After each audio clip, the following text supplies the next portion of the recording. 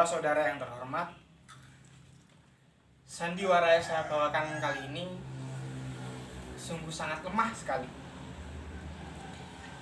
Bagaimana tidak? Pengarangnya sendiri tidak pernah mengalami peristiwa yang ada dalam sandiwara ini. Betapa tidak, saudara-saudara. Sandiwara ini sangat susah.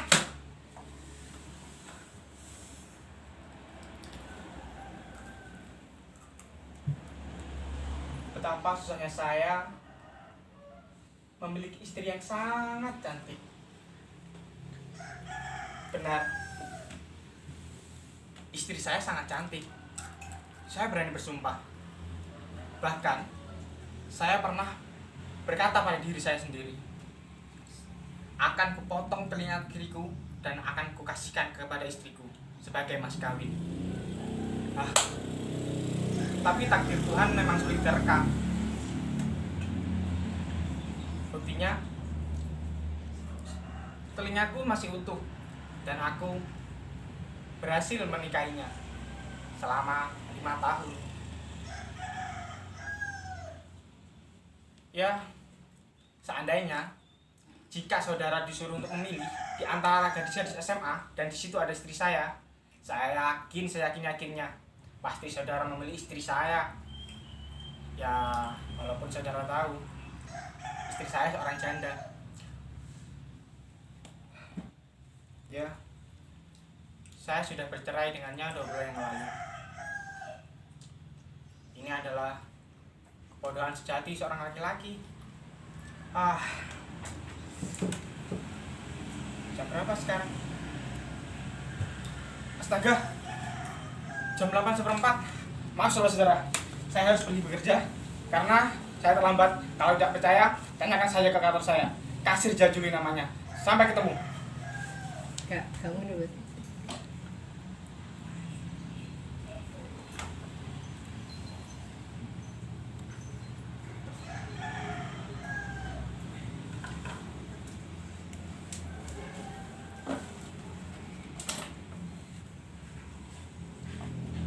Saya terlambat, saudara-saudara. Tidak. Saudara tidak boleh menilai saya sebagai seorang pemalas. Saya bukan seorang pemalas.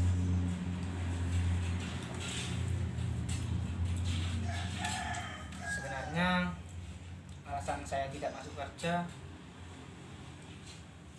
saya rindu istri saya.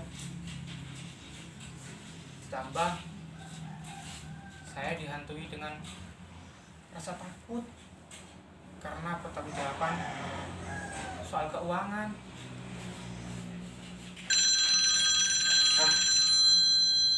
Ini pasti istri saya.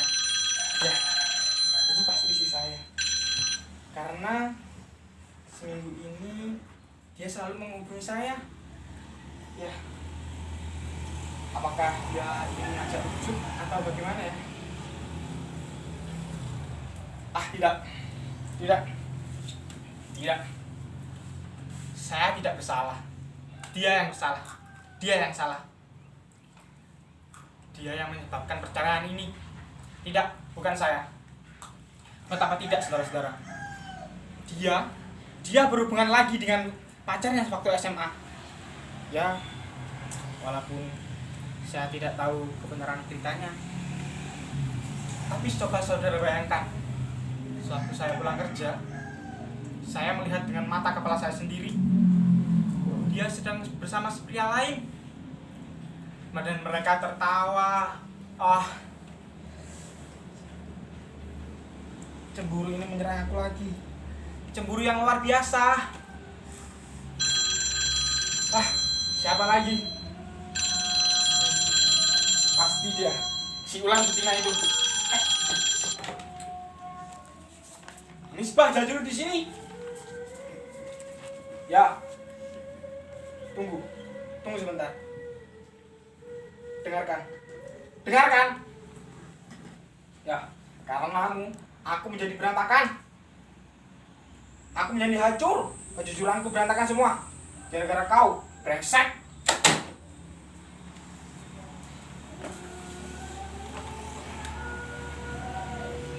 Bagaimana tidak, saudara-saudara? Uang saya habis, uang kantor pun ludes. Tapi saudara jangan bilang-bilang istri saya. Ya, saya berhubungan dengan seorang perempuan. Beberapa hari setelah pertengkaran di pengadilan agama itu. Namun saya tertipu. Uang saya habis. Uang kantor pun ludes. Saya bingung harus bagaimana.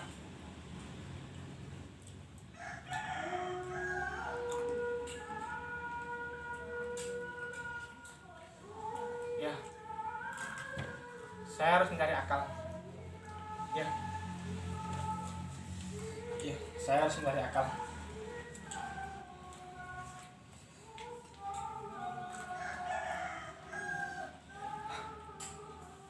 Ya, untung masih ada istri saya. Dia akan menelpon beberapa minggu hari ini.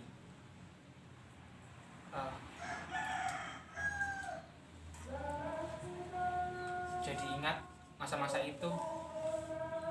Ya, waktu itu tepat di ruangan ini istri saya sedang membuka-buka majalah, sedangkan saya membaca koran. Sesekali saya menatapnya, lalu kami pun tersenyum. Lalu saya bertanya padanya, apakah kamu tidak mengantuk? Lalu dia menjawab dengan tersenyum, aku menunggumu, Mas. Sungguh manis sekali. Lalu kubelai rambutnya. Sungguh wangi, bagaikan lautan minyak wangi. Tatkala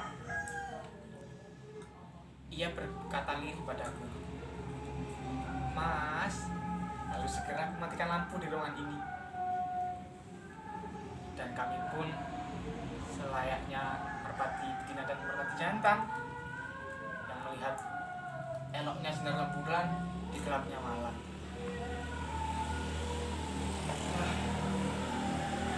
Tunggu sebentar, bukankah saya harus menelpon kantor? Ya, saya harus menelpon kantor.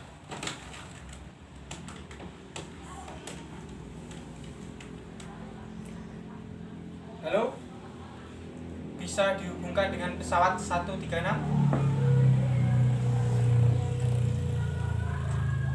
Halo, saudara Nif. Ya, kebetulan.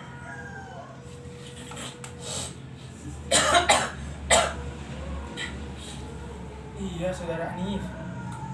Saya terserang influenza. Itu makanya saya tidak masuk kantor hari ini. Tolong bilang ke Pak Sunandar ya. Iya. Apa?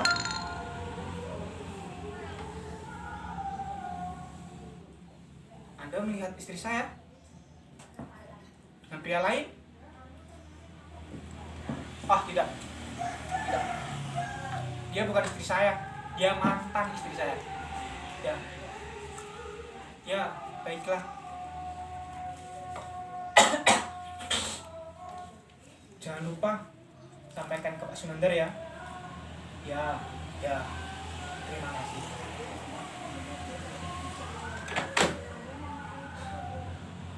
Dasar perempuan tak diuntung. Baru saja ia berhubungan dengan pacarnya SMA. Sekarang ya, aku harus mencari cara. Ya, aku akan membunuhnya. Ya, aku akan membunuhnya. Satu pisau pun cukup untuk membunuhnya, atau membunuh mereka sekaligus. Ya, aku akan membunuhnya. Karena saya orang yang jujur dan memiliki sikap sportif serta kesatria. Setelah membunuhnya, saya akan menyerahkan diri kepada kantor polisi. Lalu saya berkata, saya telah membunuh Prono Citro dan Haromudit. Pasti polisi itu tercengang mendengar saya. Lalu saya diseret ke pengadilan. Anda tahu apa yang saya katakan kepada hakim, jaksa, saya akan berkata, mereka telah mengganggu ketentraman warganya. Maka selayaknya mereka patut dikirim ke neraka jahanam. Bukankah bumi ini bumi Indonesia? Yang selayaknya ketentraman warganya dijaga oleh masyarakatnya sendiri. Lalu hakim itu mengangkat palunya dengan tinggi-tinggi seraya berkata, seumur hidup di Nusa Kambangan, saudara pikir saya akan pingsan mendengar vonis itu? Tidak, saudara salah. Saya hanya butuh secari kertas dan satu pena. Saya akan menulis semuanya. Saya akan menulis riwayat hidup saya. Saya akan menulis cerita sebenarnya. Saat tulisan itu jadi, orang-orang akan membaca. Setelah membaca, mereka akan sedih karena mereka menghukum orang yang tak bersalah. Hakim itu pun menyesal. Hakim itu kebingungan karena telah memvonis orang yang tak bersalah. Ya,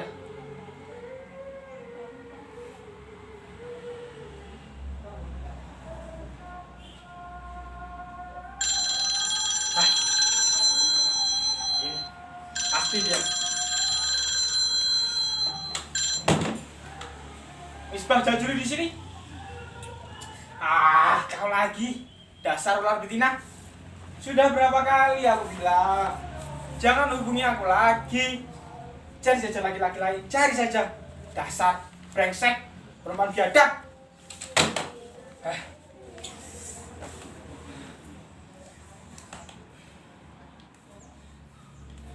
Apa aku harus membunuh dia sekaligus? Apakah aku harus membunuh orang 3? Hah? Begini susahnya. Jika si pengarang bukan seorang pembunuh, aku harus bagaimana?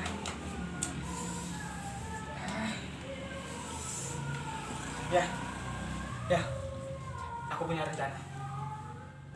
Yuk. Malam hari, aku akan datang ke rumah istriku, dan aku pastikan laki-laki itu sedang bersamanya di sana. Aku akan mengendap dalam gelapnya malam. Setelah mendekati pintu, aku akan menggedor rumahnya. Dor. Betapa kagetnya istri saat membuka pintu, melihat sebilah pisau di tanganku. Lalu dia akan menjerit. Namun sebelum ia menjerit, pisau ini telah menusuk perutnya. Dengan begini, pembalasan dendamku akan berhasil.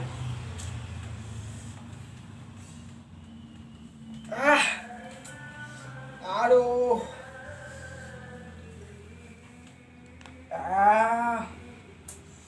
Lalu bagaimana jika anak-anak tahu? Jika anak-anak melihat mayat tergeletak, lalu mereka bertanya, Pak, Ibu kenapa, Pak? Kenapa?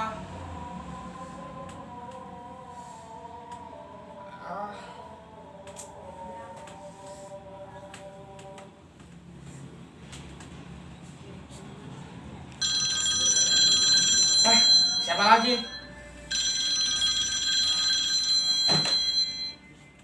Halo, Misbah Jajuli di sini. Ini suara istri saya.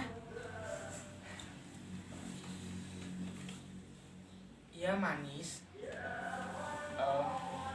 Iya. Apakah kamu ingat lautan, pasir, kulit-kulit kacang? Sungguh indah, bukan? Ya. Bagaimana? Kau nikah? Segera? Baiklah. Ya.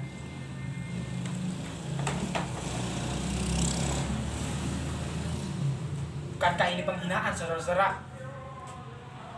Sore nanti, aku disuruhnya ke rumahnya untuk melihat calon suaminya apakah pantas atau tidak dengannya. Persetan dengan pengarang ini. Begini jadinya jika pengarang ini tidak pernah mengalami peristiwa di hidupnya.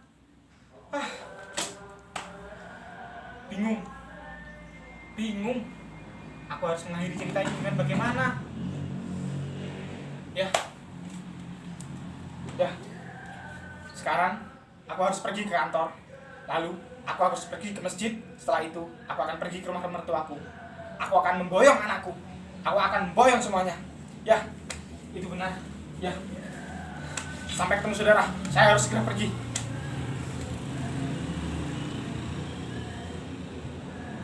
Saya sedang influenza bukan?